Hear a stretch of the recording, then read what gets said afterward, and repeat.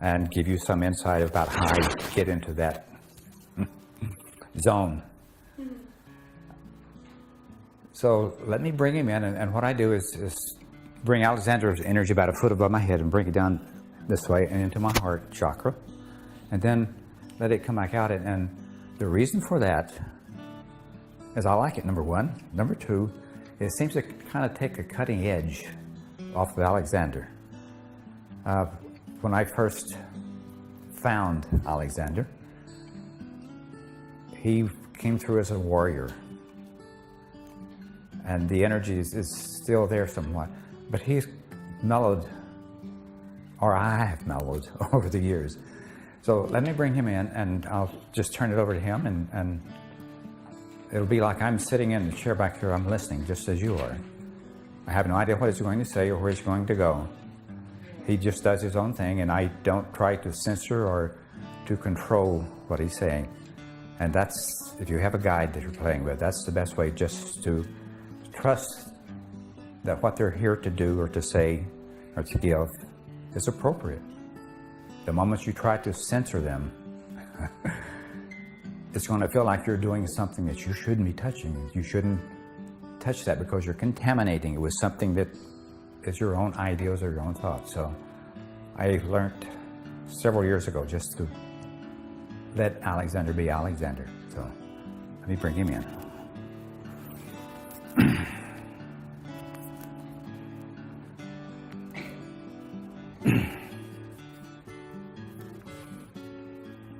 So,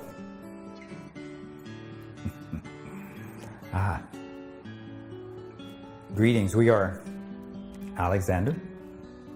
If you're expecting someone with a squeaky voice or some other type of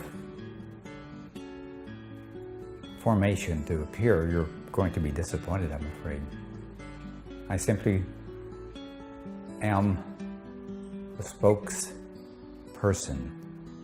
persons for this that you call the spiritual world. And this is what I wish to do, is simply to come in and to inform you, number one. Number two, to entertain you. Number three is to sort of confuse you, then perhaps enlighten you just a little. So that's what we intend to do today. Reverend Lorena, I believe, mentioned something about finding out who you are. That is what we intend to present to you. And we'll either make a confused person out of you, or we'll make you very much aware of who you are, or a combination of the two. So I wish to say to you that this particular question that we're going to present to you has been asked since the beginning of time, since you appeared on this earth and could perhaps only speak in what we call this grunt language. So you may have had someone that you're speaking to that simply gives you this and you say, That's the part that we want to speak to you about, is the question part. So the question that we wish to present to you is, who am I? And this is the question that's been asked from thousands and thousands of years ago. And they're still asking it. You're still asking it. I'm still asking it. And what we want to present to you is the stages that you go through. You never have just one answer. You have a series of experiences, and you obtain from those this idea of who you are, who you're going to be. So let me say, first of all, thank you for allowing me to be here in your presence. Don't think anything that I am doing is extraordinary. You, as physical beings, are the ones that are important here. You are the creators. You're on this physical plane. You have the ability to create, and you do create each and every moment of your life. No exceptions. Your life, your experience, is exactly precisely what you expect it to be. You rarely surprise yourself. We, on the other hand, that is on the spiritual side, are simply able to perhaps give you advice. But you are the ones that are the creators. You are the thrust of this God's energy. You are the pioneers. You are the gods, if you will, of this earthly realm. Now, when you were very young, when you first got here, let's say when you were something like 2 or 3 years old, you began to question who you are. And you were this tiny little person, this entity. And the first question you will ask, who am I? Am I this that my parents love? This is my connection with the world. They love me, they touch me, they pinch my cheek, tickle me. So am I that? I am that my parents love? Is that my identity? And that most likely is what you have accepted at that age as who you are. Who am I? Then as you grow up, you kind of get this energy of independence. And when you're around 12, 13, 14, 15, you begin to ask again, who am I? But now you have discovered that there are the opposite gender. And love is not just from your parents or from your siblings. Love is potentially this other person, this other individual. But things have changed somewhat because you cannot demand that they have the same love experiences that you're having. You cannot demand that they love you back. In fact, they may be just the opposite. You may find they run the other way. But in that process, you've discovered something. You've discovered this that you call a comb. And you've discovered this that you call a mirror. So that gets to be your identity. Who am I? You think, I am this comb. I am my hair. I am this person that looks back at me from the mirror. And that begins to be your identity. You identify with that. And you say, this is who I'm presenting to the world. So this is who I am. And are you that? Surely you are. But you're more than that. You remember when you were younger? You remember now? And each stage of life that you go through, you keep being aware that you are that at that time. So let me bring you into your perhaps 20s. And you either have found your soulmate, your other half, and perhaps you have a family and you have created a family. So now your identity begins to change. You begin to believe that you are this that provides for this family. That is your total identity. That is your whole purpose for being here, of bringing new life, new experiences into this world, not only for yourself, but for your family. So you do this in your 20s, 30s, 40s, 50s, and at some point, you look around and perhaps you're getting bored. You begin to ask, is this all there is? Is this what I'm here to do? Isn't there something else, something more? I've lived half my life. There must be something new. There must be something that I'm here for to become aware of. So then you begin to ask that question, and perhaps it leads you to a church or some sort of belief system. It makes you ask, who am I? And if you have attended some of the classes in church, you will be taught, directed, and helped in order to reach an awareness that there is something a little different. There is a different world. There is a spiritual world. There is a unknown, unseen dimension that is here.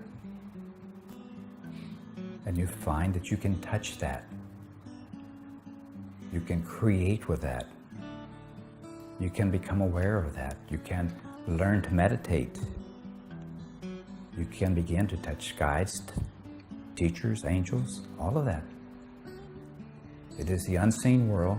It is non-physical, yet it impacts the physical much more than you would ever believe.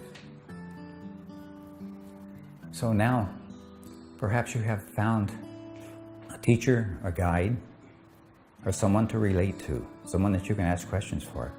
Now, one of the things I want to make you aware of, most guides, teachers, angels will not tell you what's going to happen to this job you're looking at. They will not tell you what your relationships are going to evolve to.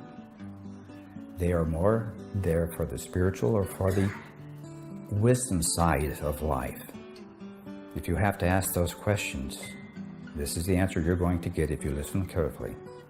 They will tell you that you are the creator of your life. Everything that happens within that, you have not decided what is going to happen. The moment that you decide, that is your creation. That is how you create the world around you. That is how you create relationships. That's how you create jobs. And all it takes is a little bit of passion. Decide, this is what I want to create. This is what I want to do. So now look back at your life and notice that everything that has happened in your world, you are the creator of that. You are responsible for it. It is not God. It is not the devil. He didn't make you do it. You chose this of your own free will. God's teachers and angels cannot and will not create on a physical plane for you. You are here. You are the first wave of creation. Everything else is just a thought. You are here on the physical plane. You have the physical ability to create the things that you like. And you create it lifetime after lifetime after lifetime. It is a cycle that you keep going through. It is like you are the same entity, but you wake up with a new set of clothes, a new life. And what you have started, the questions you have, the baggage you carry with you, continues lifetime after lifetime. That is the reason we like to play with past life experiences. We suggest that this is what you have been. This is probably what your life is going to involve in this particular lifetime. You are here of your own free will. You are not imprisoned. You are not sentenced to this earthly realm.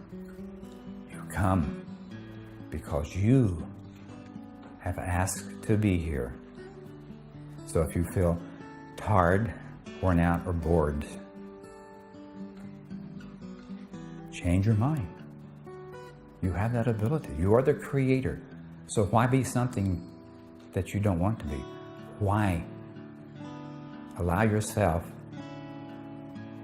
to be less than your ideal vision of yourself when you came into this world? So now you have reached this moment of awareness. Where do you go from here? This is what we wish to tell you. You are creators. You are not gods. You are that. You are God. So when you hear this question, or you hear someone say, I am God, this is what they're speaking of. They're speaking of this grand consciousness, this overall awareness of everything that is. You are everything that exists. If you have a friend that is having problems and you have an awareness of it where you feel a little bit of that emotion, you are that person. You are that. Every time you see something happen on your media that affects you, like when you see mass shootings of people in school or at a concert or something, that is a part of you. That is your creation. You are part of everything that happens within this world, within this realm. No exceptions. Now, does that mean that you create everything that's happening? if you are aware of it and you have an emotional impact from that, you are part of that awareness. You are God. There is no such thing as good or bad. It simply is. Everything that happens within this world, you are part of that. If you were not, you would not be here. You would not have that awareness. But you see, you are this. It is not a physical thing. You do not have to be there. It is a conscious thing. It is a mental thing. You see it, you react to it, because you are that. You are the creator. That simply means that you are aware, that you are emotionally involved, and that you have no judgments to have it otherwise. If you get caught up in the judgments, then you have lost yourself. You have become a crusader, perhaps, and your life goes out of control. You are more of an observer, of a becomer, of an awareness that the world is as it is, and you are part of that grand creation. So now you know why you are God's. There is no devil involved in this. There's only the awareness that things happen because it is part of your consciousness. If it were not, you would not be aware of it. It would not be presented to you. So if you were off in your own little world and you're living in the islands and bathing in the sun, feeling the palm trees sway and the trades wind blow, and you have no radio or TV, that is your world, that is your creation. But you are here in the physical, and your media is like an instant feedback of everything that is happening in the world. And have you noticed? They like to feed you all of the bad news. If they tell you the good news, then you simply ignore them. You think everything is okay. But if they give you the bad news, it begins to be lessons. It begins to allow you to realize that you agree with what's going on, or you do not agree, that you have an opinion. And you begin to identify with that. And you begin to ask yourself, is this who I am? Did I create this? So you see, you keep asking questions over and over. Who am I? So believe this. You are the creator. Everything that is created around you have an emotional connection to that. That means you are God. Just as this idea of God being someone outside of you that simply observes, you are that. The creator. Now, this is a very special day because we're talking about you. This day, you will never forget. You will always remember that this is you. Who you are. Who do you want to be? You're the one that's in control. You're the creator. So why not create a world of beauty, of love, compassion, and awareness? And try to leave the things that you think are not right behind. And if you do that, your world becomes exactly as you expect it to be. You want your world to be a certain way. You want to have physical relationships. You want to have physical things.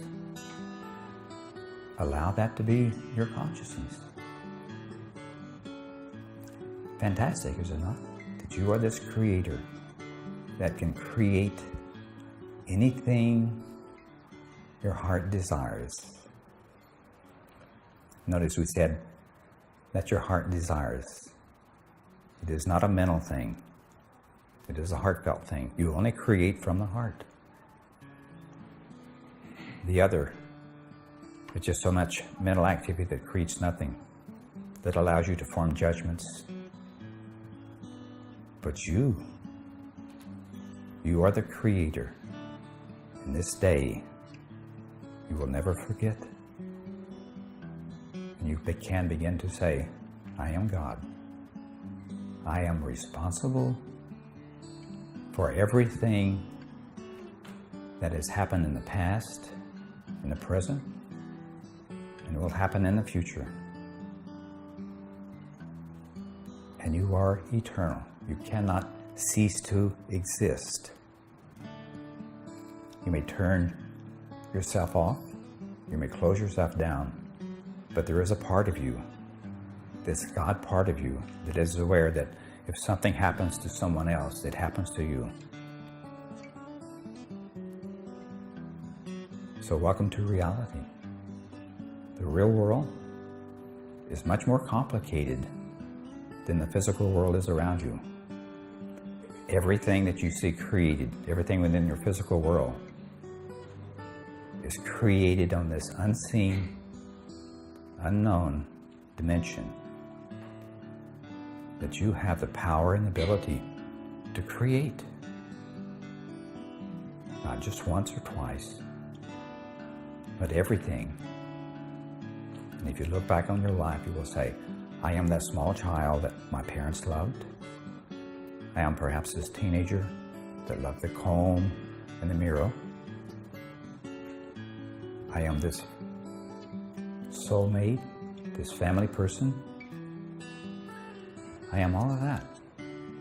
So you see, it begins to be an answering to your own question, who am I? But now you have reached an awareness that you are in one form, all consciousness, all awareness. There is no one else that is here telling you should do this or you should do that. There is no one else here to condemn you, to say you did this wrong or you did that wrong.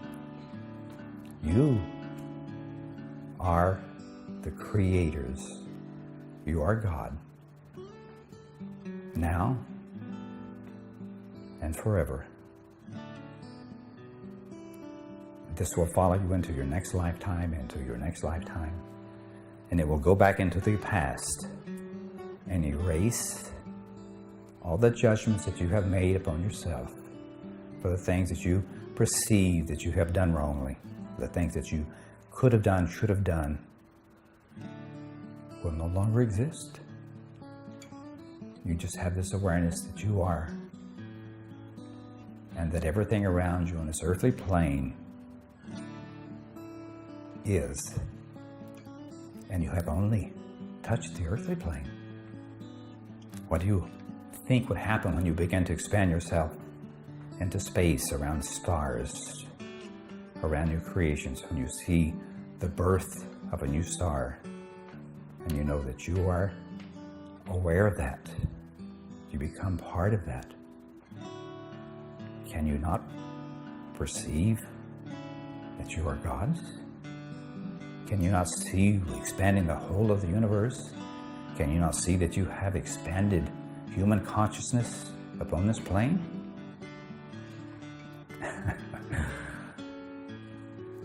We like to think of you as dynamite, because that is the way you create.